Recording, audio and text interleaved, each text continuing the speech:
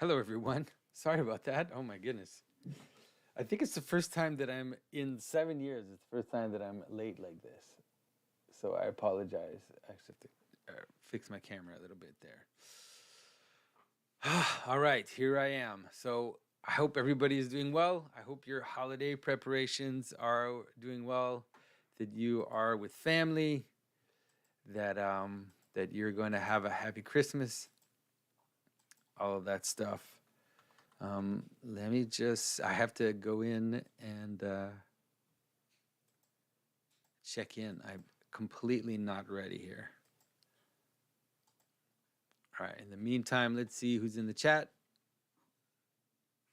Hello, Roger Conestad. Hello, Matthew Turgeon. Am I accepting book submissions for the press? Not yet. Maybe one day we might, but at least not for now. Right now, we're going to with people that we know and staying close to the people we know, and we'll see in the future. And so, cassette newspaper. I don't know that. Don Muir. Hello from Winnipeg. Hello, Emily Ogel. We'd love to hear your reflection on the Tamada in Florida and how you're incorporating that in your home. My husband and I would have loved to join, but our littles are too small for trips like that. And so we are actually we were supposed to have a Supra KP yesterday, and some people we were all set up, and then several people that were like half the people canceled because they were sick, and there was like sickness going through them, and so we ended up not doing it, which was a little sad, but it means that we're getting ready, like we're gonna do it. And so I really do want to, and I do really do want to integrate that stuff into my life. So for those who don't know, the Supra, John here started this, and it's kind of basically reintegrating this Georgian feast tradition. It's really beautiful and very interesting.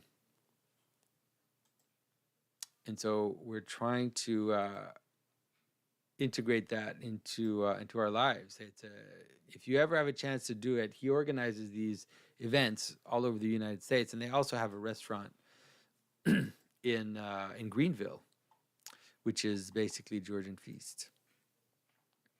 All right, and so the way this works, folks, is people who show up in the chat that support what we're doing, you can ask questions in the chat, and I'll try to pay attention and to answer them as much as possible. And then for people who are supporting at $10 or more, you can go into the community and you can ask questions in advance. And so I will be also answering those questions. I would like to insist, though, that if you're going to ask questions on the community, please try to ask one question, just because it gets overwhelming. So ask one question, and then people can vote for that question. I think I haven't noticed that in a while. So I see some people have asked a lot of questions, and so please ask one question, and then that way everybody gets a chance to have their question answered. Because now there are 63 questions. 63 comments, which usually I won't get through 63. Usually I don't know, about 40, 50, depending on what's going on in the chat as well. All right. Okay.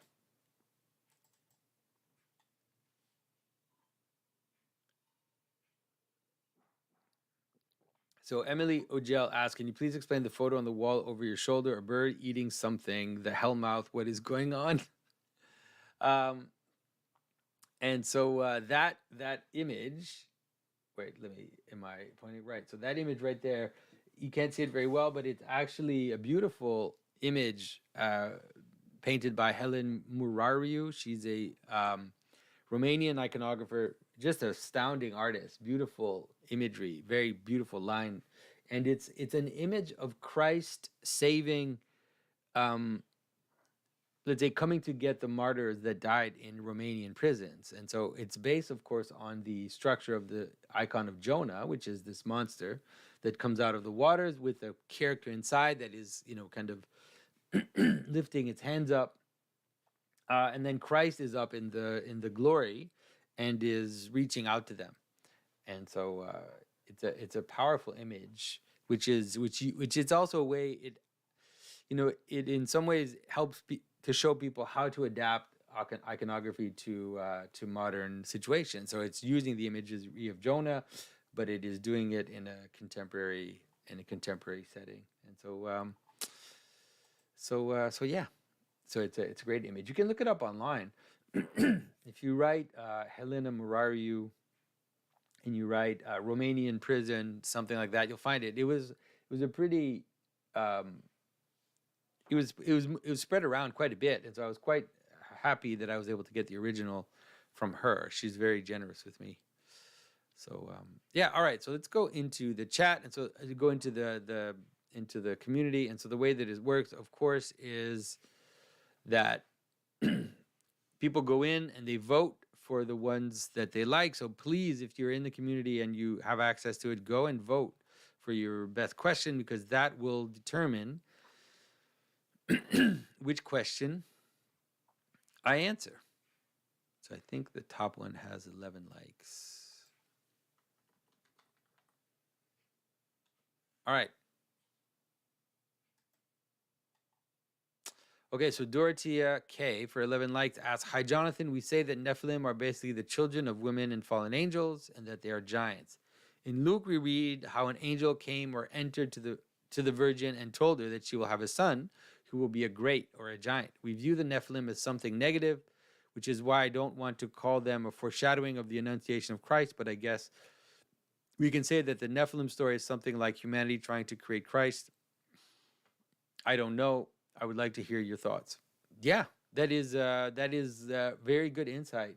And so you could understand that in some ways what Christ is doing. So one of the reasons, this is my intuition, some people might disagree with me, but my intuition is that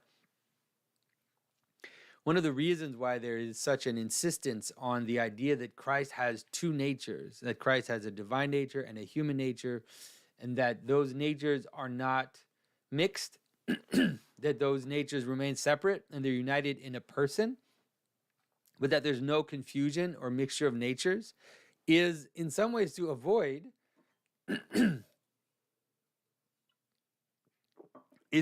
the accusation that Christ is a demigod, that Christ is a demigod like Achilles or like the ancient gods, but also that also means that is to avoid the idea that Christ is a Nephilim, that Christ is a mixture, that Christ is a confusion of the levels, right, where there's a confusion of identity because there's mixture between the levels.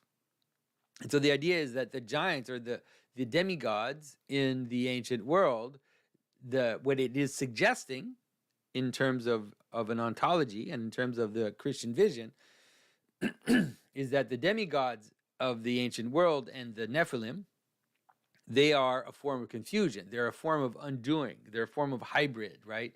They are more related to a monster than they are to what the incarnation is bringing. But you're right that in some ways it is a kind of surprising pointing to the incarnation, because in some ways the incarnation will solve the problem of how heaven and earth join together properly, and how, in fact, the proper joining of heaven and earth does not create confusion, does not create mixture, does not create demi anything, half this, half that.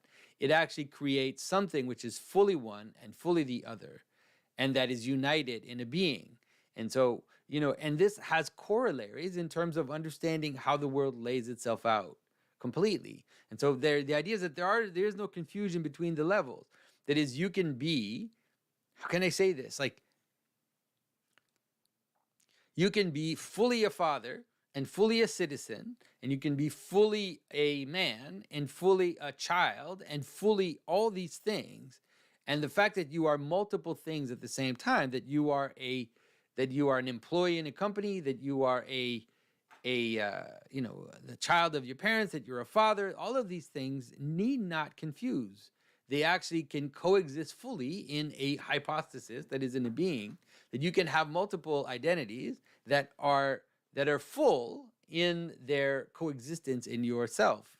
And so, of course, it's not exactly the same as Christ having two natures, but Christ having two natures is in some ways the root, or the the highest version of an image of reality of how it is that the world functions. And what it leads to is what I said, which is that you can have multiple identities, and it's not confusion. It's not a hybrid. It's not a monster in the way that the Nephilim and the demigods or the semi something or the half this are. Okay. And so hopefully that answers that. But you're right that in some ways, so think about in terms of Gabriel. So that you would imagine, like, obviously this is all imagery. We have to be careful with this stuff. But the demon or the fallen angel that joins itself with a human in order to have a half monstrous child, is the angel acting for themselves. And so whether you think about it in terms of a good way of thinking about it, obviously, is in the way that Lord of Spirits presents it, in the way that Father Stephen DeYoung, is that the reason for making a Nephilim, like the reason to embody a principality in a sexual ritual in order to embody the child, is to get the power of that being, to get the power of that God, bring it into the world, into a human, in order to embody it and to make it available for humans. But it is idolatrous, right? It's utilitarian. It's basically trying to like get that power for you. And it's also in some ways idolatrous in the sense that it is treating that being or that demon or fallen angel as a principality to worship, as something, to kind of give your worship to. What Gabriel is doing exactly what it is that the principalities are there to do. It's that he's acting as an angel. That is, he's coming in the name of God in order to announce that she will receive the Spirit of God. And so Gabriel is not acting for himself.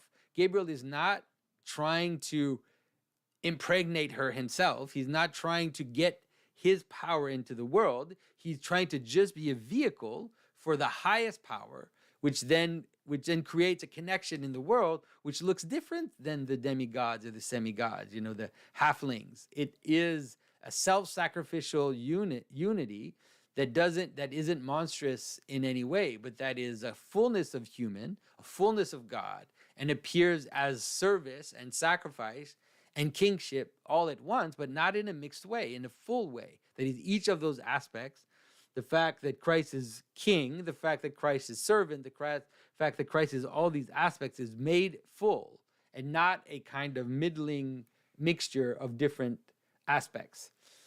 So hopefully that's useful. That can help you understand what's going on there.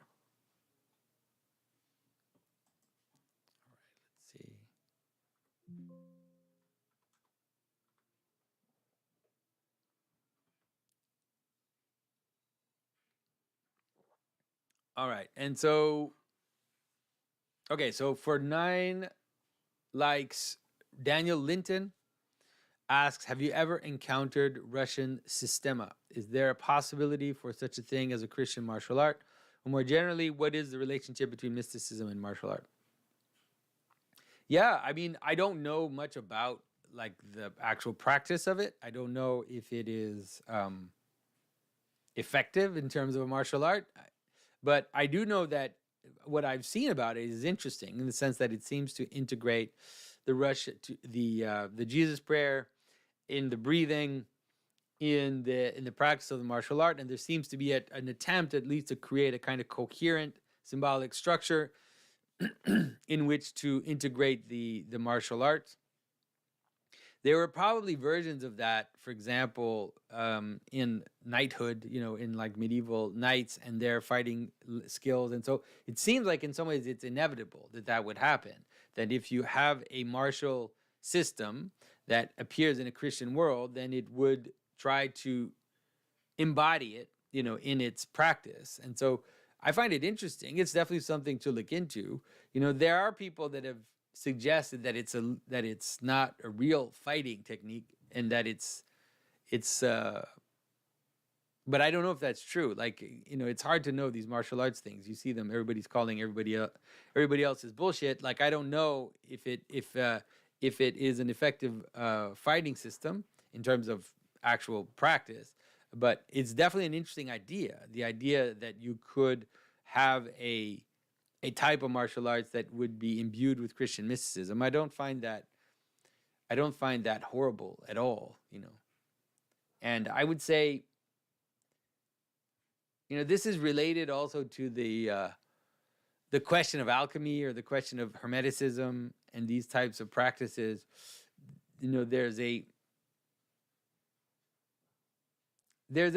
weird, I don't know where it's from. Like, there's a weird, maybe, is it Puritan? Is it Protestant? Is it Counter-Reformation? Where does it come from? This suspicion of any type of embodied practice that's not moral. Let's say an embodied practice that's not moral, that would try to include the kind of Christian symbolic structure in it. And people seem to be suspicious about that because they see it immediately as a form of occultism, and maybe a form of angiology or that kind of stuff. And I would say that is not necessarily the case. Like, sometimes it can be, of course, that there are aspects of alchemy or aspects of hermeticism and these types of embodied practices that are there to just gain power for yourself, or there to manipulate reality, or to do that. But it doesn't seem like that would be necessarily the case, and that it seems like there should be a way, to embody these principles in a way that is simply a reflection of the cosmic order. And so if you think of, if you think about the cliche about the Freemasons, for example, that, the Freemasons were once the cathedral builders in Europe, and that their science of building would also have a mystical element to it, and therefore there would be a form of initiation of builders, like of actual physical builders, people who make churches, and that form of initiation in the world of building would also have certain transformational quality for the person. And so, like, when you become a master builder, you also need to show that you are a master of yourself, that you have certain spiritual qualities. I don't see that as being negative in itself, and so I see that, like, for example, if you read the Life of Moses by Saint Gregory of Nyssa, he suggests that the levels of the mountain, the mystical mountain, are also the levels of the church hierarchy, and therefore the levels of initiation that Moses goes through when he goes up the mountain into the divine darkness are equivalent to becoming the different receiving the different orders in the church until the bishop at the top as being like the highest, most mystical order. And so I don't see why that wouldn't be the case just in other practices and other aspects of life. Now, can that be twisted into some kind of occultism and some kind of manipulation of reality, or some kind of idea that you have secret power that you have to preserve and that you have to kind of keep for yourself? All of that is obviously possible, and in the, if you see the way that the Freemasons were involved in revolution and stuff like that, obviously that becomes weird, especially because they're not building churches anymore. So it becomes like a speculative thing. And the same with Hermeticism. Like, I'm sure that in the Hermetic tradition, there were all kinds of aberrations, but we always have to remember that even Hermeticism, like even the text, the Emerald Tablet or whatever, and the Corpus Hermeticum, these were transmitted in Constantinople. People always think that it's some kind of Western thing, that Hermeticism is just this like Western thing that led to occultism, but it was preserved in Constantinople until it was transcribed in the West during the Renaissance. And so it seems like the people there seem to have found some use for it. I don't want to deny that it led to dark stuff that is there now, like OTO and all of the, Eliphas Levi and all of the French occultists and the English occultists that are obviously Luciferian. Not all of them, but some of them seem to be quite Luciferian. Anyways, going far into this, but let's just say that it seems like the idea of a martial arts that would embody Christian principles doesn't seem like it is impossible.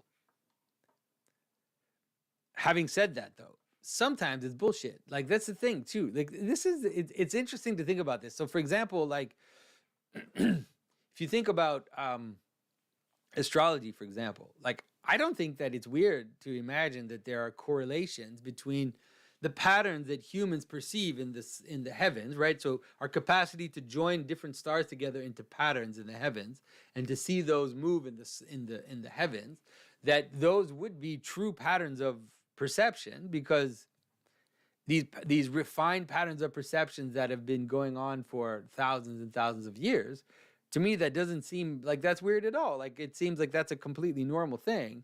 Now, I still think that, I don't know, 98% of anybody who refers to astrology is just bullshit. Like they don't know what they're talking about. Like they have no idea what those patterns are. It feels like it's kind of a lost art. And so, but one doesn't prevent the other. Just because most of it, like really, really most of it is absolute nonsense and bullshit and just trying to predict the future in order to get rich or that kind of nonsense, doesn't mean that at the basis, the idea that these patterns reflect on deep, deep, patterns of reality. Yeah, that doesn't, to me, those things, they're not the same. So, yeah. But I'm not in, it's weird because I don't talk about astrology a lot because I'm not that interested in it. And the reason why I'm not that interested in it is because I feel like it's a lost symbolism. Just like the four elements. If you notice, I never mentioned the four elements because I feel like those aspects of symbolism are lost, and that when people talk about it, they're just kind of, they're all over the place, and it doesn't seem like it's useful. And so when I hear people talk too much about astrological symbolism, I'm always wondering how useful is it? Like because it seemed to be a lot of speculation and and people say all kinds of things that are not, that don't seem, at least to me, don't seem useful. So yeah, that's that.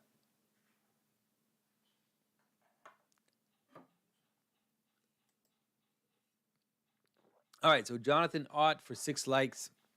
Hope you're doing well, Jonathan. Why do you think marijuana became a symbol of evil, dangerous drugs for a long time? For a long time, it was seen as something nefarious, but that attitude has changed. Whether the benefits are as good as some say is suspicious, but it seemed to be for a while on the same level as alcohol during Prohibition. Not sure why, though.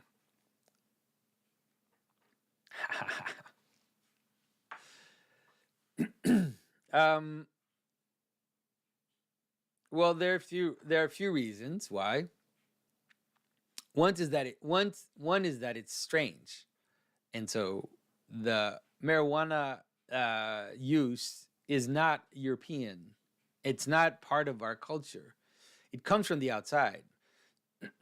It comes, I know exactly where it comes from, but it definitely does seem to come from the Middle East. Like the Muslims, some Muslims were using marijuana for sure, because there's speculation that you might have heard this, that the word assassin might be related to the word hashish, and that that these assassins that were being trained in the desert were basically using marijuana in order to kind of change people's thinking and like affect them in order to train them to become these assassins. And so I think that that's definitely part of it. And so it doesn't, one of the things that alcohol has it has symbolism in the Bible.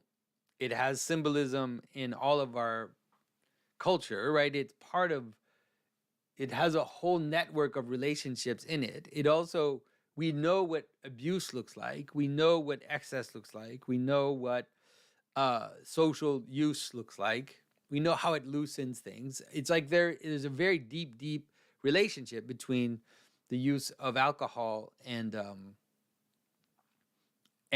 Western culture in general. whereas not so much for marijuana. It does not integrate it into our practices. And so I think for that reason, we don't have very good mechanisms to deal with it. Um, for example, I myself, like I've never, I think I smoked marijuana once in my life, really, but it's not something it's not something that's interesting to me. Like it's just not part of, it's just not part of something that I find interesting. And it's not, I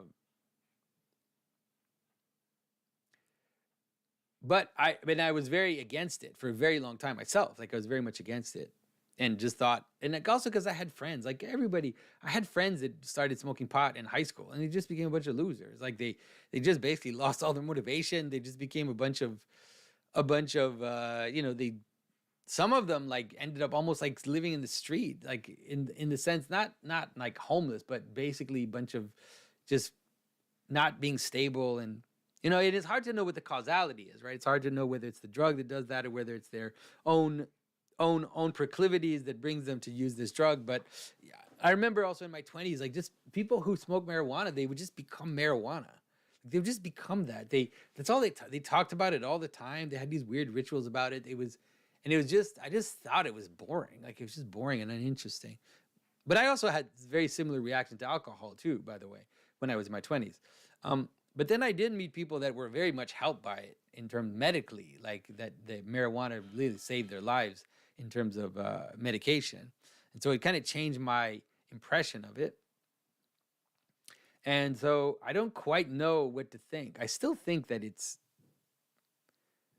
that in the West it's not great. That the effects of it are not particularly interesting, and also because of the fact that the marijuana has been so manipulated in terms of genetically, that it's been so increased that now it's like people have these crazy doses, you know, and so it's not great. So I'm not against the medical use of it in some contexts. It's up to you and your confessor and your priest and your doctor, to deal with that. But the idea of, I still dislike the kind of people using it as a recreation. I don't know why. It's like I just, yeah, I don't know. Sorry, you can disagree with me all you want, but that's my perception of it.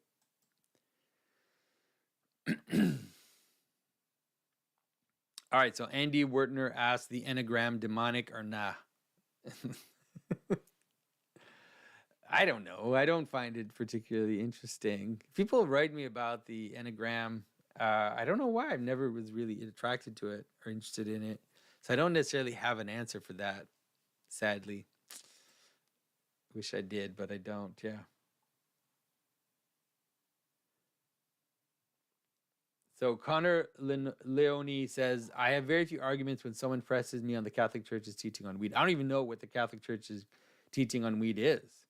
Is there a Catholic Church's teaching on weed? Is it completely against the use of marijuana?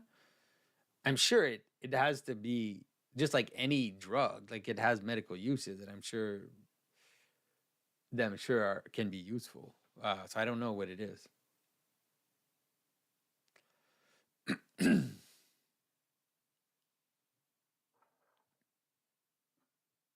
So Lasse Anderson, hey, it's good to see you, Lasse. I haven't seen you in a while. Hope you're doing well.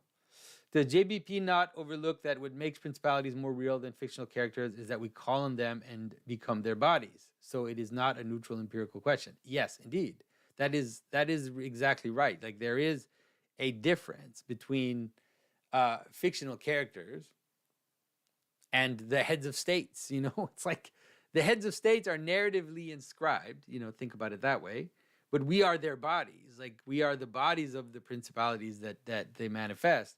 And so it's the same with demons or angels or saints or any figure that becomes a principality.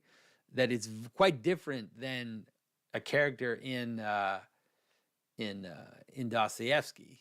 Although we do embody the patterns that we find in a in a fictional work, but we don't serve them in the same way that we serve principalities, like the demon of anger. You serve the demon of anger. You can fall into it, like you become a slave of these spirits.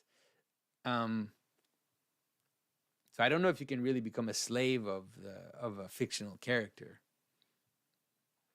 But yeah, you're right.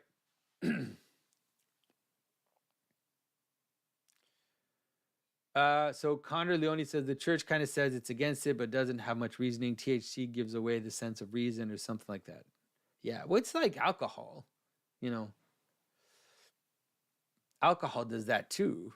It's, I don't know. The thing is that I don't smoke pot. Like I don't take marijuana. So I don't know, like, how it works. Like is it, if you just take it and then you kind of lose your sense of reason. Like if you take one beer, then you're pretty much the same. You're maybe just a little looser, but you're not losing your sense of reason. It's if you take too much. So yeah, I don't know.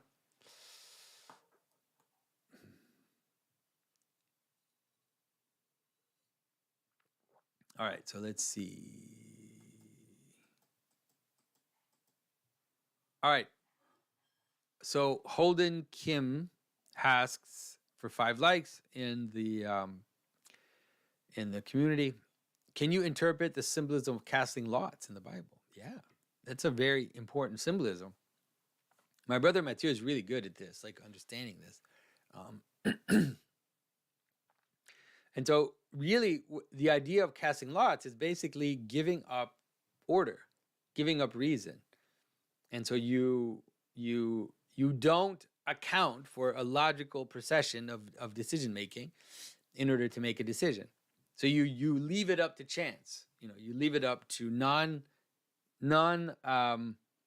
rational causes. And so what does that mean? And so, for example, like if let's say you want to hire someone, you decide, you look at the job, right? You look at the candidate, you look at whether their skills match the job, right? And then you compare the different candidates, and then you pick the candidate that is the best suited for the position. And so that's a completely logical way by which you join heaven and earth, right? So you're doing that all the time. Every time almost all the decisions you make are based on a rational, like reasonable connection between heaven and earth. Okay. And so now what casting lots is a giving up of that reason. So it's related to games. So you think about it that way. It's related to the place at the end of the day, or the moment of rest that my brother Matthew talks about, the remainder of the cycle, where at the end causality breaks down, work breaks down. You don't work anymore. You don't unite heaven and earth in a reasonable way, and then you rest. And in the moments when you rest, then the types of causalities are different. There are circular causalities. There are refreshing.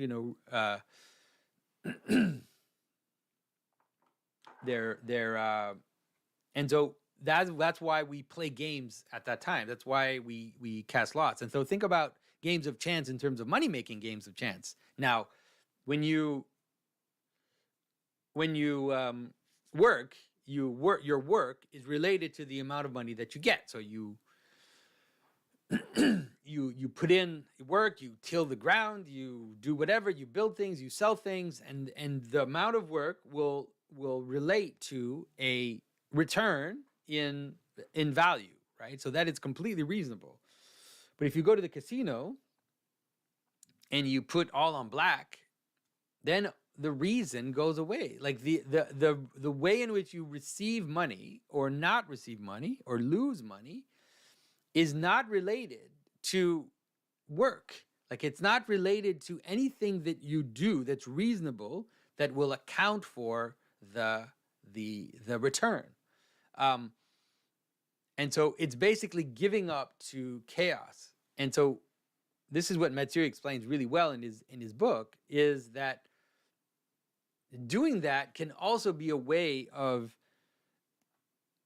say, increasing, of leavening of this of the system, right? It's kind of like an external agent that is not related to the being that will also increase it. uh, and so you could understand it. So a good way would be to think about it like you have the earth and you have the waters. And so casting lots is basically kind of like looking into the pool, right? Looking into the to the the, how do you call it, like the visionary pool, looking down into the waters and seeing what's there. And so you throw dice, you play cards, you do all this stuff.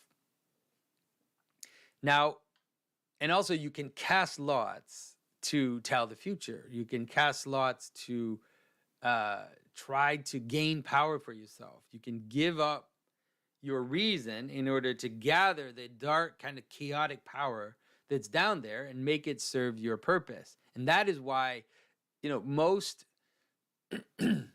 most in most religious worlds, games of chance are prescribed, or at least they are castigated. They're seen as bad. You don't, going to the casino, participating in games of chance is seen as something that is not good.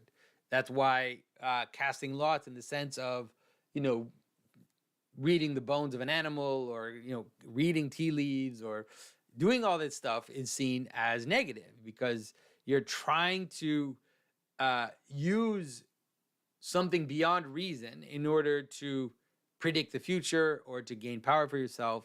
So a lot of occultic practices will be related to this kind of dark power.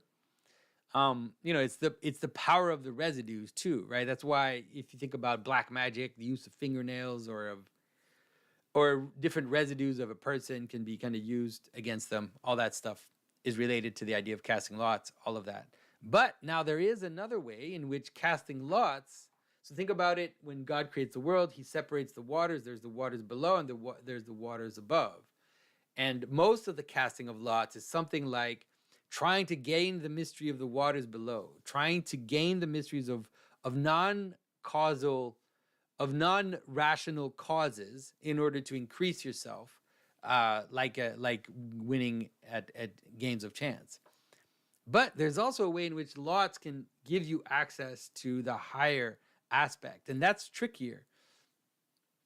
And in some ways, it's something that, it makes it weird, because you see, for example, when the disciples decide to replace Judas with a new disciple, like to make the 12, they at first use reason to bring themselves down to the last candidates, and then at the end, they open up the space.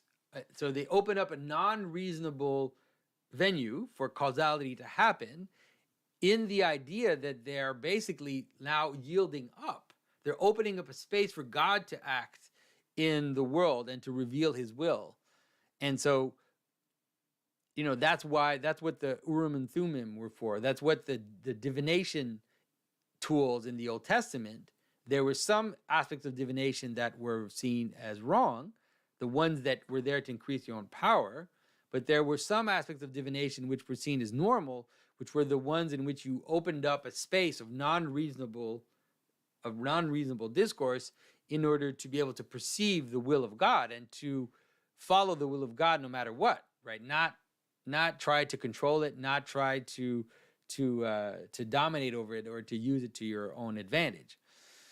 And these practices, there's still some that exist today. I was talking a long time ago. I was talking to a bishop in the OCA, and they said that they still practice that. And so if they need to choose the next metropolitan, or they need to choose a candidate like a bishop or something, they will use their reason as much as possible. And so they will basically try to find the best candidate, make sure that it's the right one. But if they cannot agree after deliberation, after discussion on who the best candidate is, then they will cast lots in order to choose the person. And then you basically open it up and you don't decide, and you don't decide. You basically let God decide for you by doing that. And so that is the symbolism of casting lots. And that's why it has a double symbolism. That's why, on the one hand, it's seen as very dangerous and very dark and something that you don't want to engage in, because it's basically, it can be, basically opening yourself up to chaos. Think about people who go to the casino. That's what it is. It's like they can lose everything. For a game of chance, they can lose their money. They don't just gain it. But that there's also versions of divination and of opening up to casting lots that is related to this other aspect, which is opening up towards the higher causalities. So, yeah.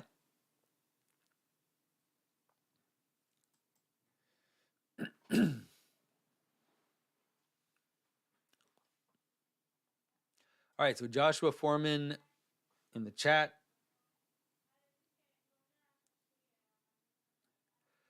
He says, what is the symbolism of a moat? So water around a city, wall versus the waters, and the garden mountain of paradise flowing out of it. Creation Day 2 shows the boundaries of water being established, and stories like the Red Sea and Jordan culminate in the baptism of John, bringing people back to the Jordan moat around the promised land, but they get wet this time.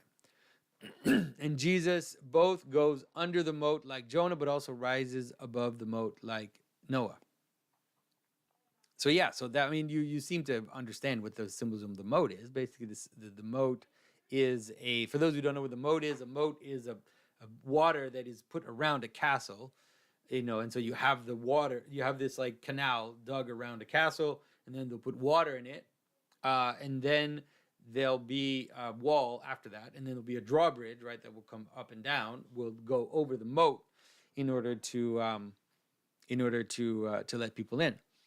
And so the moat is the water is a transition. It's the edge. It represents the edge of the world, right? It's the water is on the edge of the world. But there's a relative version of that, which is exactly what you said, which is the Jordan River acts as a boundary between Israel and the pagan lands. And in many, rivers often act as a boundary. Think of Julius Caesar crossing the Rubicon, and so this is exactly the same type of symbolism. So there's a water boundary between Rome and the outside, and when Julius Caesar decides to cross the Rubicon with his soldiers, he is crossing a boundary. He is traversing the boundary, and he's in some ways establishing a new reality by doing that, and he's threatening the inside of Rome by doing that. And all of that. So you'll notice that the going through the water, or going across the water, is a motif that you'll find everywhere. For example, if you think of the battle on the Mulvian Bridge, Constantine, before he becomes emperor, fights on a bridge on the water, and so on this water crossing. And so the water crossing becomes a symbolism of transition all through the Bible, but then also in many, many cultures. And so I think that you capture it right, which is that Christ in some ways manifests the two aspects of that water crossing, which is the dying, right? So the purification. Think about, now the best way to think about it is, think about how Israel crosses the Red Sea. So the Red Sea opens, they cross the Red Sea dry, and then the Red Sea closes back over the sin, right? The things that don't belong. It closes back over the Egyptian chariots and the Egyptian warriors and lets those remain in the waters. And so that is the best way to kind of understand the river crossing, is that there's Noah above the waters, crossing the waters, and then there's all the old world that was sinful dying at the bottom of the waters. So that's why the symbolism can be represented both as going into the water. So, when you're baptized, you could say that you're like the Israelites that cross the Red Sea.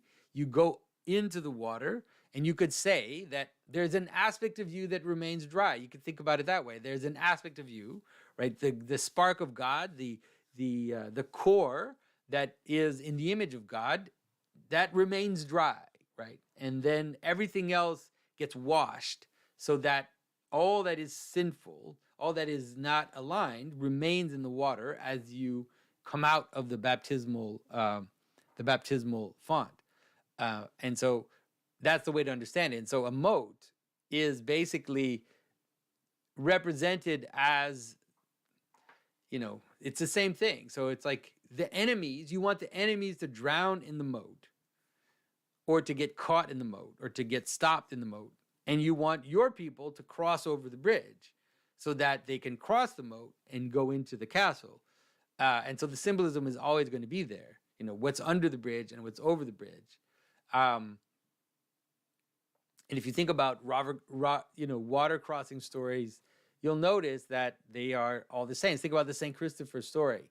Now, in the St. Christopher story, you really see how Christianity is, in some ways, also, how can I say this? In Christianity, there's more even than that, is that ultimately there is a resurrection, you could say. And so you could imagine that, like, in the case of St. Christopher crossing the waters with the Christ child on his shoulder, here you have a very powerful image of the body or the externals trying to keep the child dry, right? Trying to keep the image of God dry as he's crossing the water. So he's holding the Christ child above the waters as he is going across and getting wet, trying to keep the child dry. So it's a beautiful version of that story, where in some ways, in the end, everything is saved. The monster is also saved in that story, because in some ways the monster was willing to get wet in order to save the child. And so you could say that in some ways that's an image of baptism. It's like you're willing to get your outer aspect wet, and go through this transition and keep the aspect, the image of God in you dry. Anyways, so hopefully that makes sense.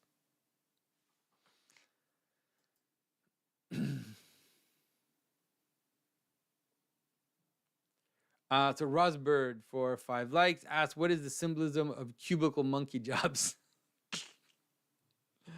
Jobs that seemingly had nothing of value to society but pay the bills. How should Christians think about this?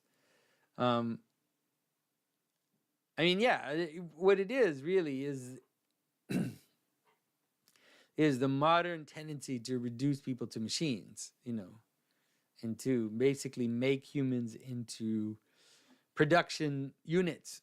And so that's why it looks the way it does. That's why modern offices look the way they do. That's why they function the way they do. Is you are valuable to the extent that you produce X amount of whatever. And that's it. That's your value. And if you don't have that value, then we kick you out. Then we throw you out because you do not have the value. You're not acting like a machine that is basically pumping out different quantities of things that we need. And so it's interesting because it has advantages. All of this has advantages and disadvantages. You could say that. So if you think, for example, of a serf in the Middle Ages, you can see the difference, right? And so a serf in the Middle Ages was bound to his lord. That is, it was a form of reduced slavery, but it was in some ways a form of slavery in the sense that, you had to work for your lord. Like you were bound to the land and you had to work for your lord. But at the same time, what it also did was that you were bound to your land and bound to your lord, which means that your lord was also bound to you at the same time. That is, if you had a child in that context that was handicapped or wasn't properly functioning, you were still bound to the land and bound to the Lord, and therefore the Lord could not get rid of you, couldn't kick you off the land, wasn't allowed to kick you off the land.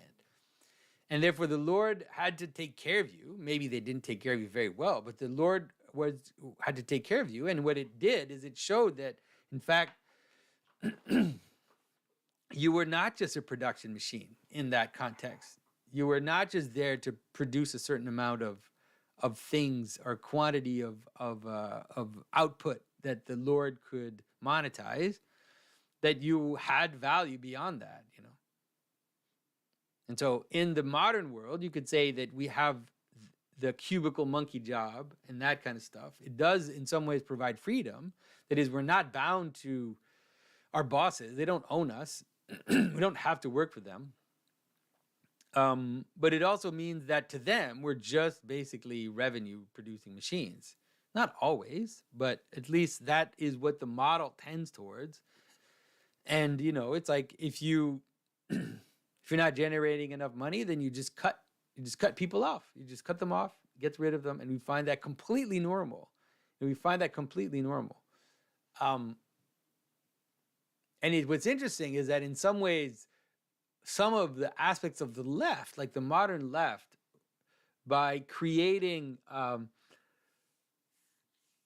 unions and all of these types of structures, is in some ways trying to recapture some aspects of the Middle Age feudal system, where this idea that an employer is responsible for you, not completely just to treat you as a cog, you know, as a cog in a machine that you could just monetize. So surprising connections that you wouldn't think, but worth thinking about for sure.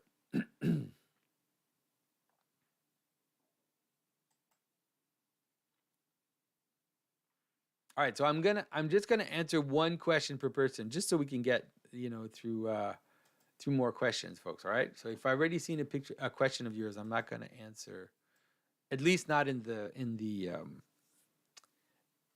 circle community. All right, and so let's see here. Jason Rickards. He says, forgive the nature of this question, but what is the symbolism of the location of the source of man's seed being so physically vulnerable?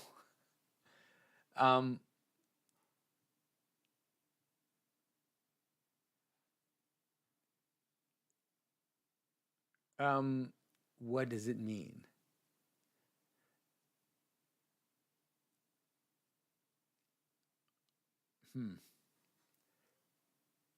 Yeah, think about it this way. So you could say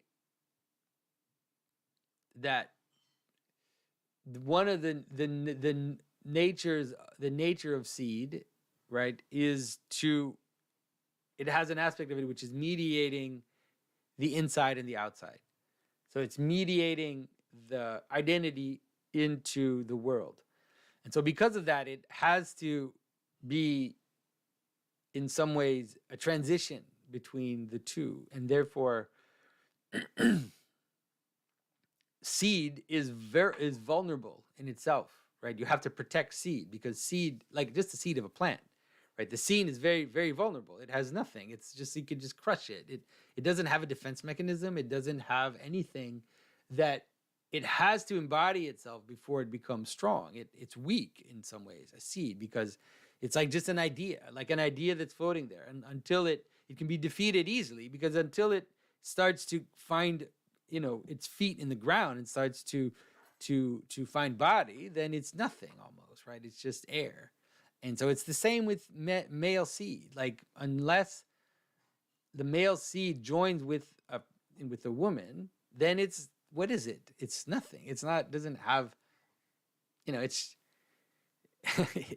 and so I think that that's the understanding of it. Think about it in terms of fractally, that the seed has to be protected, and it is vulnerable itself, not just the place where it comes from, but the seed itself is vulnerable until it reaches destination.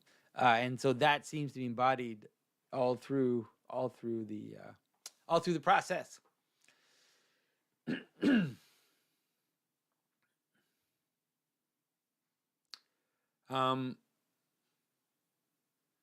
All right, so Jacob Butcher says, "Hi, Jonathan. This is for 4 likes. In some icons of righteous patriarch Jacob, he is holding an image of Christ in his hand,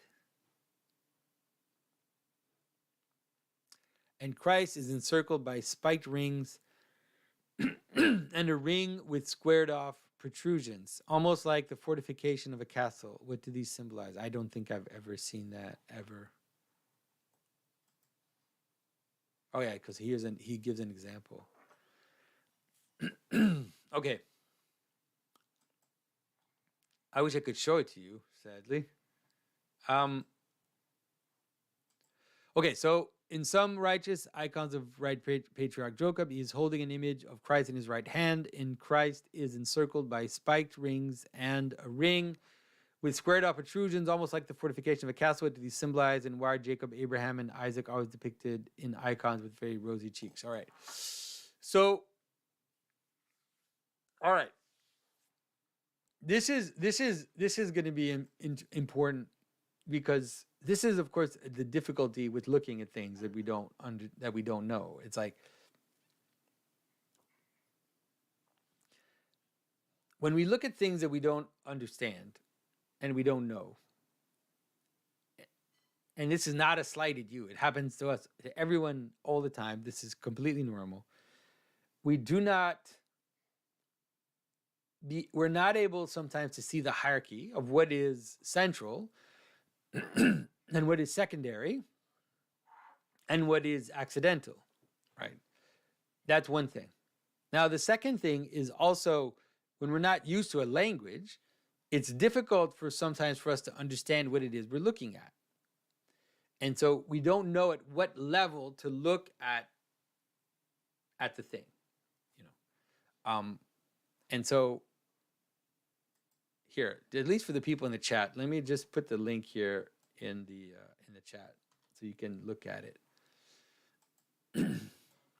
And so in this particular image, the reason why the patriarch Jacob has what he has is because of the statement that he has in his hand. So in his hand, he has a statement that says, "I dreamed there was a ladder set upon the earth, and the top of it reached to heaven." And so what is his dream? He dreamt of Christ, right? He dreamt of the incarnation.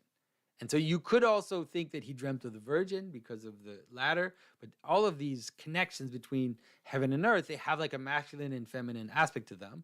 And so in dreaming of the connection between heaven and earth, you could say that the patriarch Jacob had a vision of Christ and what Christ was coming to do. And so he was revealing the implicit logos in the world. And so in this particular image, what is showing in his hand, like the spiky thing, is like a glory. It's basically, it's not a physical object. It's a glory of light. And you know that it's a glory of light because it moves from dark to light, right? And then from dark to light again. It's like basically showing this revelation. So when you see this image of a glory that has darkness towards light, it's an image of revelation of that which is hidden, of God, but then also of that which is hidden into the world. And so around Christ is these spiky things, which is part of the idea of glory, and then manifested in a way that shows this gray to white or black to white, that is showing the revelation of the divine logos in the world. So that is why in this particular image, he is holding an image of the child Christ, which is the hidden logos, right? The logos spermaticos, the idea of the seed, the hidden seed in reality. So you could think of it as a pre, how can I say it? Like he's seeing it before it's revealed, right? It's like a hidden aspect of Christ. Okay. So that is one. And then the other question, when you asked, why does he have rosy cheeks? Why did the Abraham, Isaac, and Jacob have rosy cheeks? And again, like this will be one of those moments when it's difficult to see what is essential from what is secondary. And so the reason why in this particular image that uh, he has rosy cheeks is because it is copying a Byzantine style, and it is a copy of a style that was that you can see at Mount Athos, that you can see in the Greek icons, that would show, especially older characters, in this way. And so the pink in the cheeks is a representation of that style. Now, does it have meaning? I mean, maybe. I'd never thought about it. It possibly has some kind of meaning, but it's not a meaning that is specific to Abraham, Isaac, or Jacob. If you look at images of any older saint, they will have that same trope. And so that is one of it's of course one of the difficulties of looking at images, at icons, when we're not kind of used to the language. It's hard sometimes to know what it is we're looking at and what it is that we're seeing. So this is not the first time that I've dealt with this, where sometimes people have written to me and said, why is it that in icons there's this? And it's like, well, actually there isn't. You're just not, you just don't, you haven't your eyes haven't trained yet, and your knowledge about icons, the implicit structures inside, just haven't developed sufficiently so that you can understand what it is that's going on.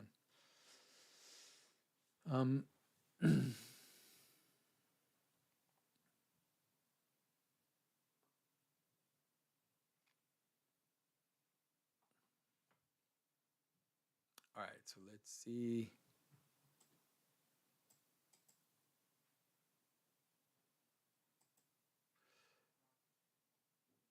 All right, so Dan DB says, hello, Jonathan.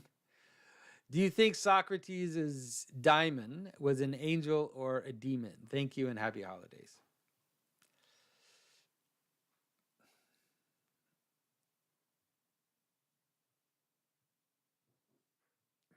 You guys, I would say,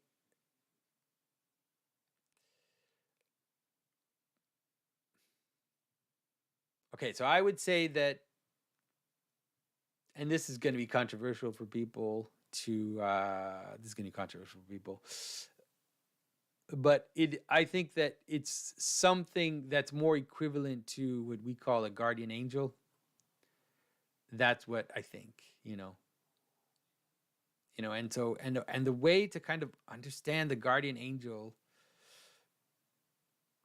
I think it's okay to understand the guardian angel as a separate being from you, that is in some ways your guardian, and is reflecting for you the higher realities, right? Is in some ways the filter through which the higher realities manifest themselves to you, and that is also acting as something to guard you away from the darker aspects of reality.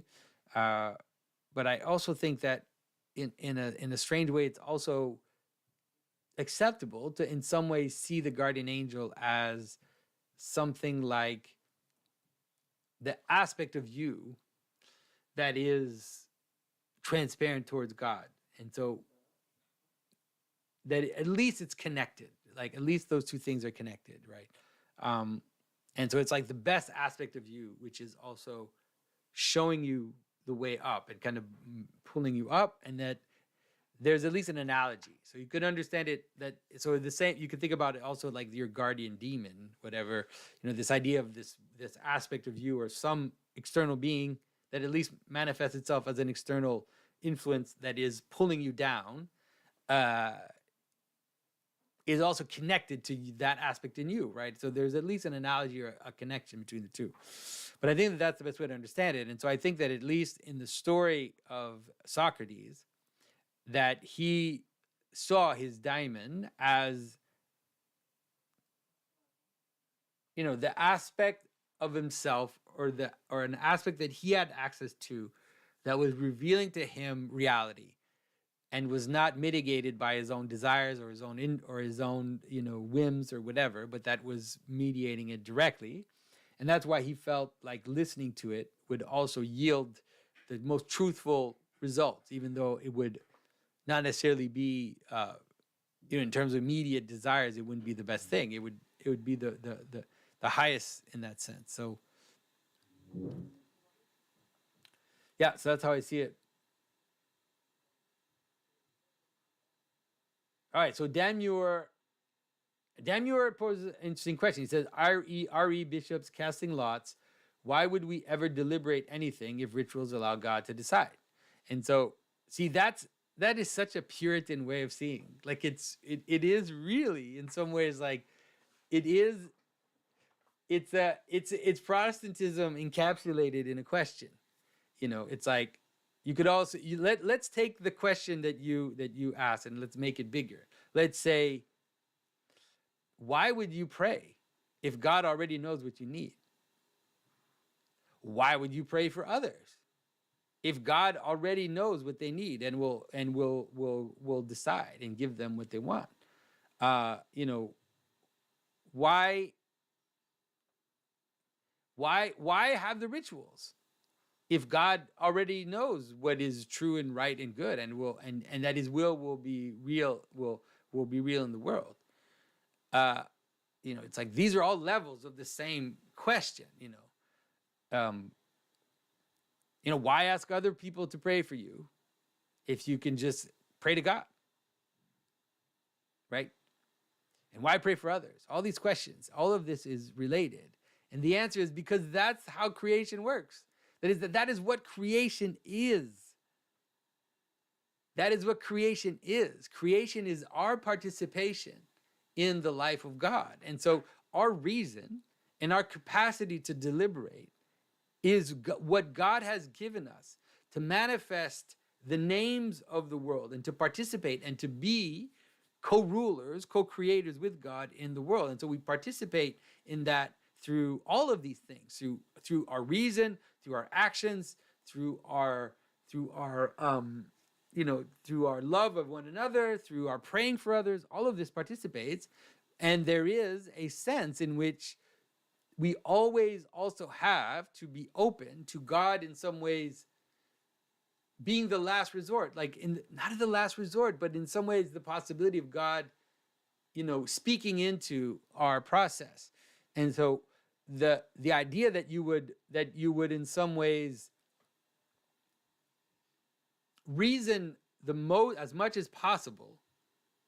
And the thing is, it's funny because you do that more than you think, by the way, even though you do not, let's say, anything that you decide what you're going to do, you cannot exhaust the reasonable analytics of something. And so you often, very, very often, will analyze two possible paths for yourself, and you'll do it for a certain amount, and then at some point you'll drop it, and the reason why you choose one over the other cannot be accounted for in terms of reason, and you do that all the time, and that is actually in some ways also this kind of this play between the reason and this openness that is part of reality. Because if you try to reason yourself into a decision completely, you'll get stuck in the minutes. You'll get stuck in like these little calculations and these little comparison that will become more and more pointed, and you'll never. Well, it's sometimes difficult. Sometimes it's clear, like, you have two candidates for a job, right? You have two candidates for a job, and then one person, and then they have the same skills, the same education. They basically are the same person on paper. They're pretty much the same. And so you're like, well, I'm going to go with my hunch. I'm going to go with the hunch. What the hell is a hunch? Hunch is a giving up of the rational means of decision making into a kind of intuition about what is real. And so it's not exactly the same as casting lots, but it's very similar in the sense that it's a letting go of reason in order to be able to also kind of grasp the world in a more kind of immediate, less reasonably caused way. And so this image of the bishops reasoning their way to two candidates, let's say, or the disciples, and then opening it up to God, let's say, intervening in the last moment, is an image of how reality works. Like, it's an image of how you do things all the time. So hopefully that's understandable.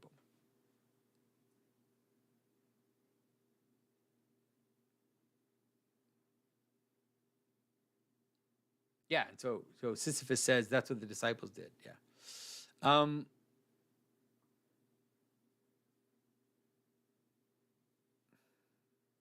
all right. So Charity Brooke asks, "Have you studied the menorah? I believe it to be the uniting of nearly all biblical symbols. It's what convinced me of Jesus as the Messiah and God as Trinity." I was going to say, what? Somebody asks, how did the menorah convince you? It's like, no, I've never really, I don't know much about the menorah. I mean, I understand, the chandelier, but you're right that in some ways it is a uniting of one and many. Um, but I don't know about the Trinity. Yeah, I mean, it's interesting. Wow, there's a long answer there. Hmm.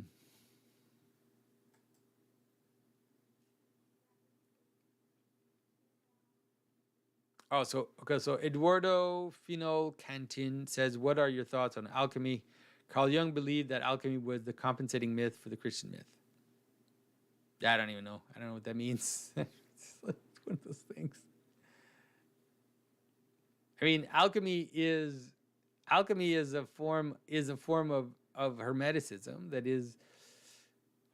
I don't think it's a compensating for anything. It's basically the idea that there are patterns in the that there are heavenly patterns that also manifest themselves in the world, and that there are analogies between what's above and what's below.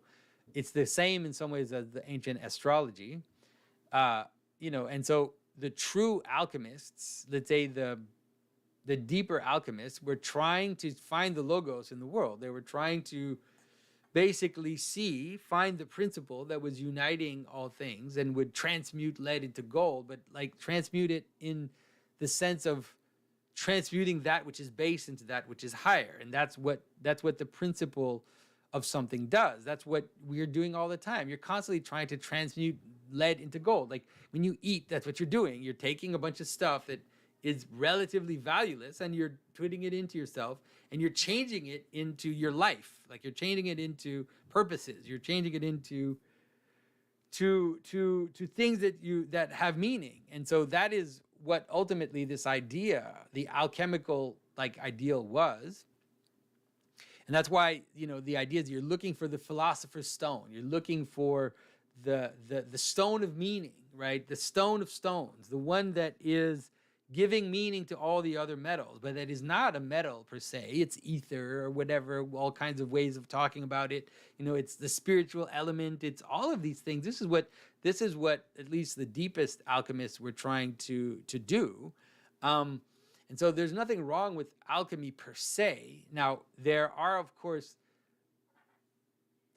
one of the problems with alchemy is, of course, the fact that it became utilitarian. And so the idea of trying to turn lead into gold in order to get rich, you know. So you can think of the story of Jack as an alchemical story, right? So you think of the Jack and the Beanstalk as this moving up a causal hierarchies and then finding the philosopher's stone. So the harp that Jack finds in the giants, the last thing that he gets from the giants, is akin to the philosopher's stone. It's the pattern of everything. It's the music of the spheres, right? It's this pattern of patterns. But below that, he finds gold and ways of making gold. And so it's like there's this imagery of value in the basis sense, but what he's ultimately aiming for and reaching for is a pattern of meaning. And so you can understand that story as an alchemical story. And there are many other stories that you could understand with it using an alchemical analogy. But like I said, the problem with alchemy is, of course, that it became, in some spheres, it became akin to increasing your power, which is what it means to get rich. But then ultimately, when it becomes linked with the occult, it becomes a form of increasing my power more psychically, like increasing my psychic power or my spiritual power or whatever. And then like all kinds of practices like astrology and all of these other practices, and it definitely becomes a problem because it's just there to increase myself. But the idea that it's compensating for the Christian myth, I don't know. I don't know what that means. You know, it's like Carl Jung saying that, he says things like, the at least this is what Jordan Peterson tells me, that he says that revelation is a way to balance out the Gospels, because the Christ in the Gospels is not harsh enough, and so you have this character in Revelation, this image of Revelation and the Great Judgment, and you're like, dude, have you even read the Gospels? Have you read the Gospels? Like, all the things in the book of Revelation are there. Christ says them in his apocalyptic discourses. He doesn't expand on the whole thing, but he says very similar things. He talks about the Son of Man coming in judgment and judging the living and the dead and separating the wheat from the chaff. And so, what are you like? It feels to me like Jung. I don't know. I'm gonna go on my anti-Jung rant again. I try not to go on those too much, because I know people that like Jung, and I respect them, but I haven't seen that much great stuff coming from Jung. I tried to read Aeon, and after he started arguing for the positive existence of evil, I was already like, I'm done. I don't know if this is worth my time to read someone who believes in the positive existence of evil. All right.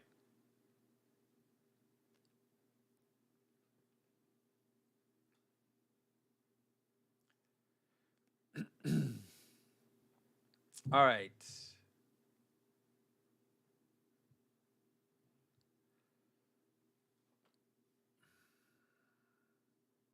So Gohar M asks, I've noticed that when a physical church building is bombed or desecrated, Western Christians have more of a reaction than when innocent Christian children are bombed, starved. Example, Armenia, Palestine, Syria. The destruction of one church seems to garner more outrage attention from Western Christians than the bombing of thousands of children. Isn't one human life more precious to Christ than anything else? Are we too focused on symbols, or why does this happen?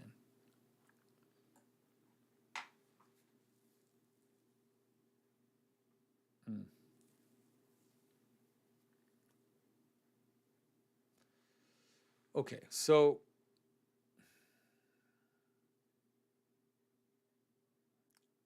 I think that the reason why people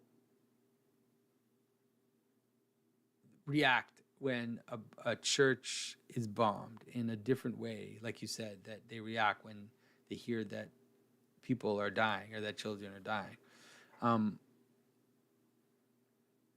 has to do with the attack on the identity of Christianity. And so war obviously is a horrible thing. And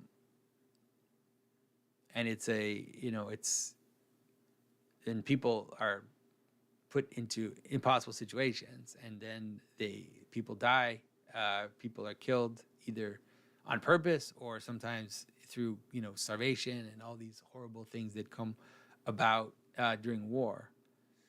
And so, yeah, it definitely is a scandal. It definitely is something horrible. And the reason why I think that why people react so much when a church, let's say, is bombed or a church is attacked,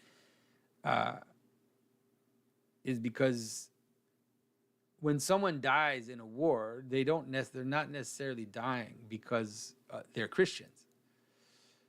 They're not necessarily dying for that reason. But when someone bombs a church, they are attacking the Christianity itself. They're attacking the identity, and so that is why, for example, if you look at some of the stories but in some ways it's the same reason why, if you look at the story of the 21 martyrs, for example, right, that happened during the Syrian conflict and ISIS, that story had a huge impact on people, because there was a sense in which the people that were killed were being executed because they were Christians. Whereas sadly, in conflict, people dying in conflict, it's not necessarily that they're being executed. It's in some ways that kind of the horrible messiness of war. And so I want to be careful. Like I don't want to make it sound like I am making light of children dying, in Palestine, or in Syria, or in Armenia. But hopefully I've been able to explain why it is that people react when holy places are desecrated or attacked specifically, deliberately. Kind of what that means in terms of, yeah.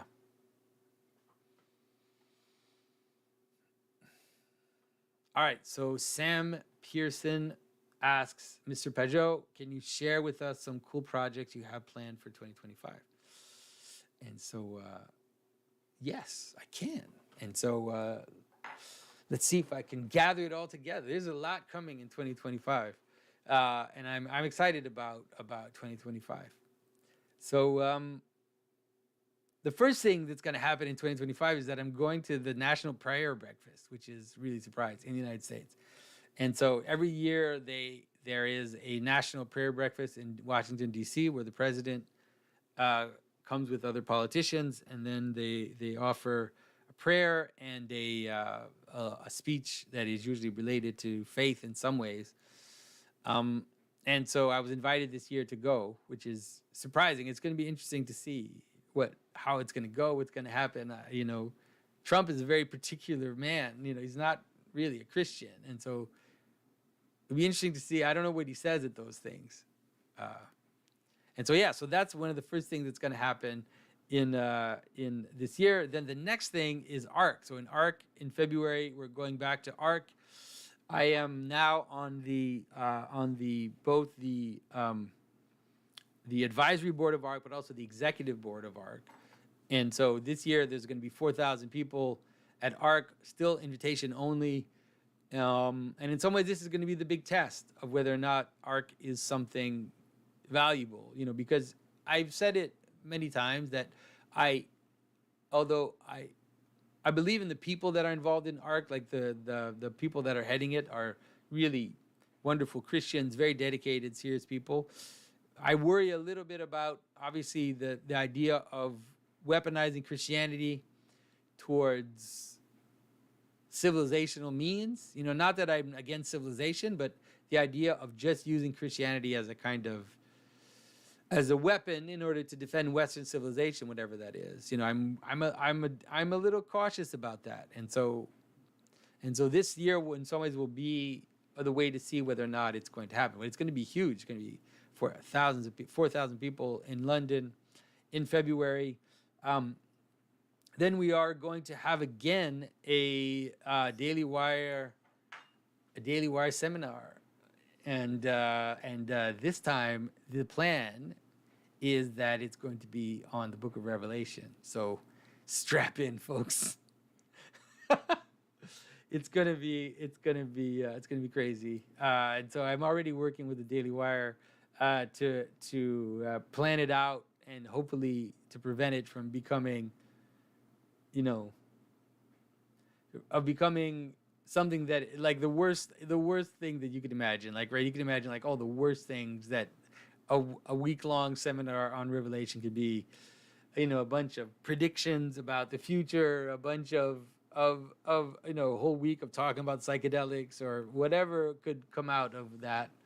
Hopefully we'll be able to steer clear of that. And what else is coming? We are planning to publish 8 books in 2025. And so I don't know if we're going to be able to make it, but I can give you a sense of what it is we're trying to get to. The book so Rapunzel is almost done. All the illustrations have been done. Heather is working on coloring them. And then obviously there'll be some typesetting and stuff. And so we should be good to launch Rapunzel in the spring. In the fall, in theory, we are going to have the next fairy tale book, which is going to be the Valiant Little Tailor, so after Rapunzel. And that, Eloise, the one who did Jack and the Beanstalk, is already starting on that.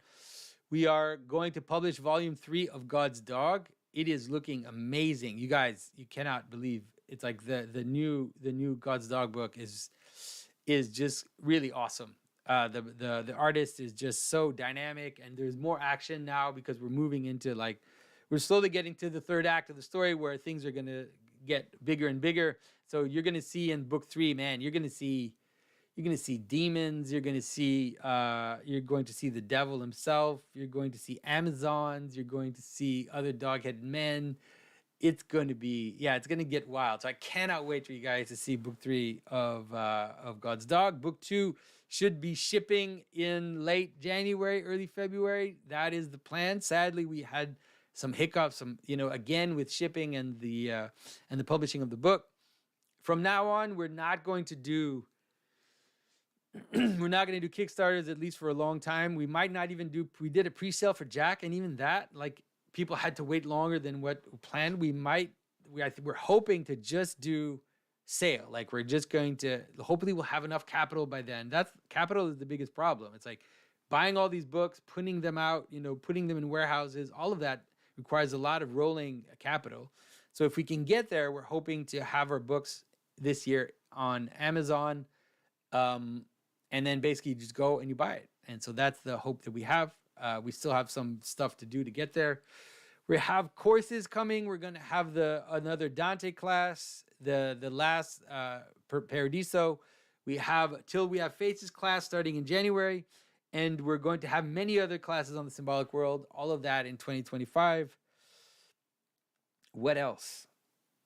Yeah, there's definitely a whole bunch of other stuff. I'm going to do speaking events all over. I might go to Armenia.